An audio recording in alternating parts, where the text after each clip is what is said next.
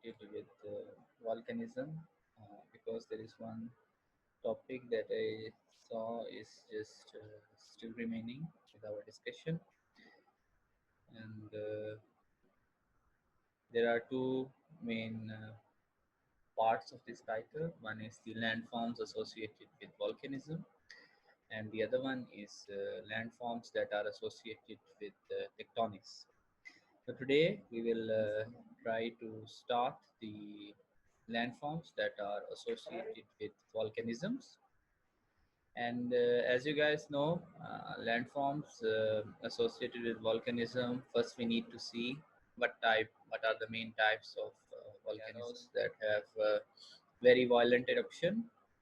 However, some of the volcanoes they have like medium eruption with less dust and less ash. However, few of them they are very gentle and mild type of eruption. So we need to understand what are the different types of landforms that are associated with volcanisms.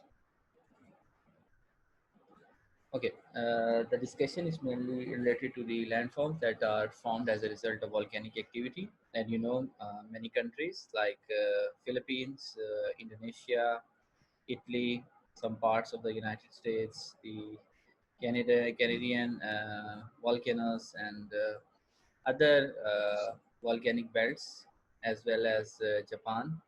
So these countries are associated with geomorphology that has been associated with volcanisms and volcanic features. So there are various kinds of volcanoes and there are various kinds of volcanic features. There can be some time associated of a lake that develops as a result of volcanic eruption, or sometimes there can be some features that are associated with the slopes of the volcanic vent. And similarly, as you guys know, the volcanic ash or the dust that is erupted during the volcanic activity is also associated and have impacts on the landform development. Now, mainly, there are six types of eruptions. The first one that you see is the Panian eruption, and it is a very violent type of eruption, and you can see the cloud of ash is similar to the explosion of atomic bomb. And sometimes these type of eruptions can also reduce the amount of sunlight that is entering a particular area and can cause shadows and also like other problems like the respiratory diseases and similar effects. Then we have the volcanian eruption, and in this we have a little bit of more lava coming in, and we have volcanic bombs. You can see that they are falling from the ash. They come with the ash and then they fall on the areas around. Then we have the Pelian eruption, that is rush down of volcanic ash and lava mixed flows uh, along the slope of the volcano. Then we have the Strombolian eruption. It is also medium intensity violent eruption. In this eruption, we can have the volcanic dust and as well as the uh, presence of volcanic bombs and other features as well. Then we have the Hawaiian Island type of eruption, in which volcanic, we have the volcanic material in the form of lava. However, this lava is not that violent, and it erupts gently on the walls of the crater. And interestingly, this type of eruption made the whole islands of Hawaiian are made up of volcanic material. And similarly, the last is the Icelandic eruption. In Icelandic eruption, you can see that there is one fissure that exists there, and in this fissure, we have the presence of second. Okay, students waiting. Okay. We have the Icelandic type of eruption in which we have a central fissure, and in that fissure we have the presence of volcanic material that erupts very gently, and there is no violent type of eruption. So you can see that there is a range of volcanic activities, and similarly, these volcanic activities will have a range of landforms development. We all know that there is a synchrotron. Synchrotron is basically when we have different intensities of eruption. Uh, we have the development of a synchrotron, and you can see that there are layers of lava and then layer of ashes that are present, and you can also see the crater that is present in the case of a synchrotron. Then we have the cinder and tephra cones usually occur around summit banks and flanks of volcanoes. Sometimes we have the main volcano, and then there is some volcano that develops on the side of the volcano, like on the sides of a stratovolcano, and can also have the, and you can see that they create important geomorphic barriers, and also they have a very unique type of drainage. So it is a very unique type of geomorphologic activities that are associated with the volcanic centers and volcanic vents and volcanic domes. And it is basically a result of as you guys know, there are two types of composition. One is the basaltic composition, and other one is the rhyolitic composition. Rhyolitic composition is mostly that is linked to the granites. However, the basaltic composition is the one that is more fluid in nature, and that erupts very smoothly.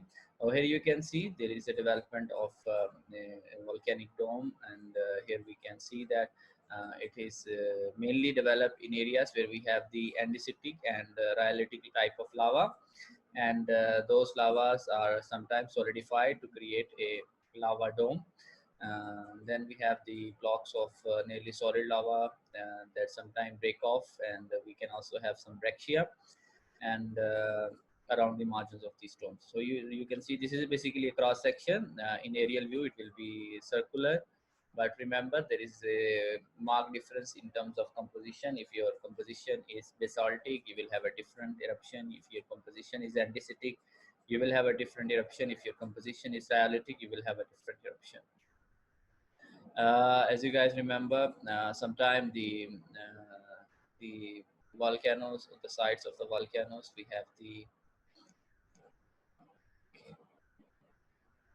on the sides of the volcano we have the violent flow of material downside, and in that material we call that a new identity.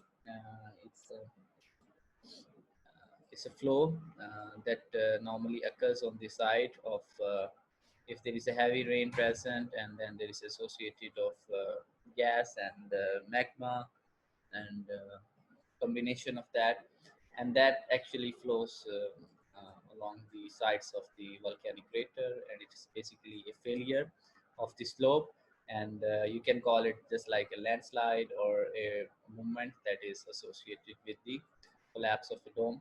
So we call it as a new identity. Then we have shield volcanoes. Shield volcanoes, you see, they are, if you see from the top, it's look like a shield that normally soldiers they carry during the war, and with the sword. So it is upside down, and you can see that it has a very gentle slope, like 5 to 10 degrees on both sides of the volcano. And most of these volcanic flows are result of basaltic magma, and they form very gentle features and mark a difference in the geomorphology of a particular area. Here we have a cross-sectional view contour map. You can see now that there are different contours. You have done an exercise on contour, so you can easily see that these are the highest points, and then there's another peak, and then we have the outer contours, and then we see. However, there are some fractures that you can see, or the rift zones that are present in this volcano, and those rift zones are actually the places where we have the eruption, and where we have the lava coming from deep beneath the earth. Now you can see that there are more like circular features that are present on the sides, and this is an example from the Hawaiian island, Hawaiian Shield volcanoes, and it is located in the Pacific Ocean, and these are the rift zones that are associated with. So you can see that we have a series of peaks, and then we have some lower contours with some drainage coming in and similar features. So these are some of the volcanic landforms that are associated with volcanism and volcanic eruptions.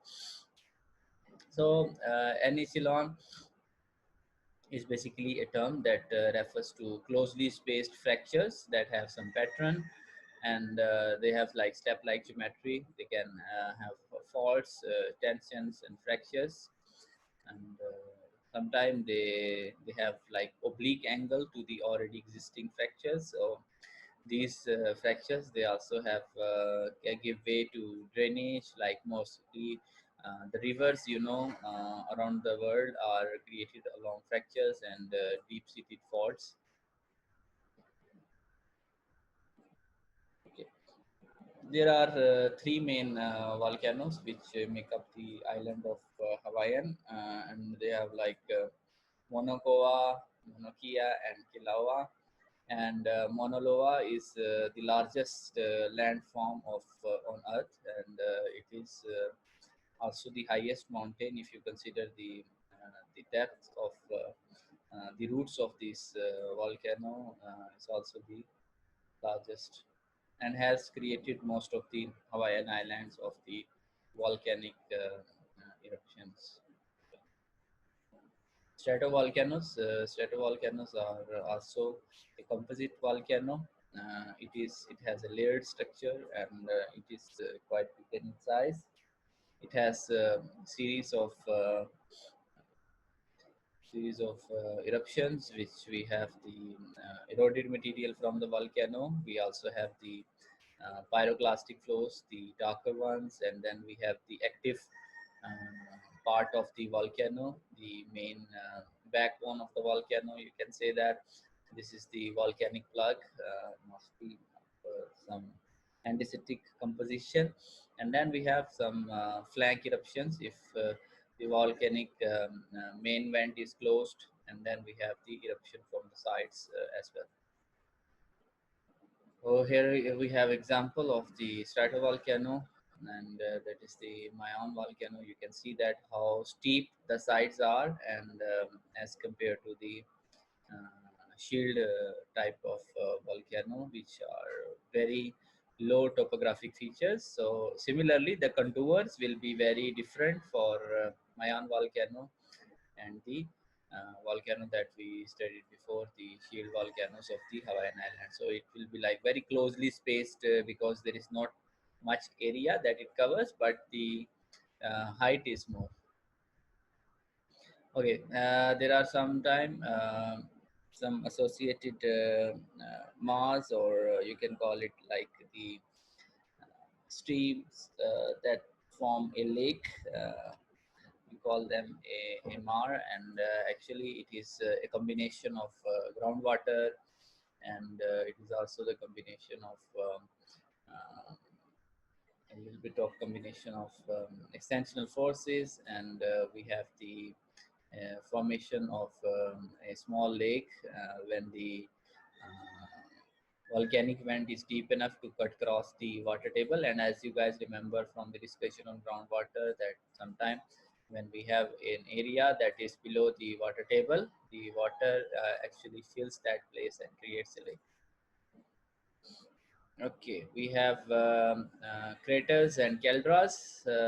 As you remember from the discussion from the geomorphology dictionary and glossary that we discussed in the class, there are two types. One is the crater, and other one is the caldera.